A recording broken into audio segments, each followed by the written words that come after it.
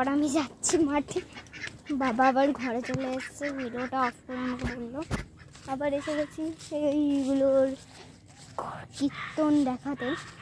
একটু আগে তোমরা যদি আমি যদি ক্যামেরাটা অন করতাম তাহলে হনুমানটা ক্যামেরাটা কেড়ে নিত মনে হচ্ছে। কেন একটু আগে আমার বাবাকে দাঁত খিচিয়েছে, ওই যেখানে একটা গোদা বসে কোথায় গেল, এই গোদাটা টেনেছে পুচকুটা। কিভাবে লড়াই করছে।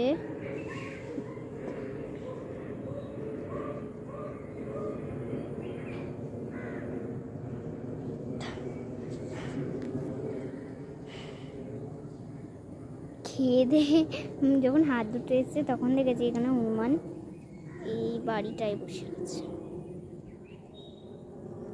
মাঠে বৃষ্টি হয়েছে বলে তো জল জমে গেছে সারা জায়গায়।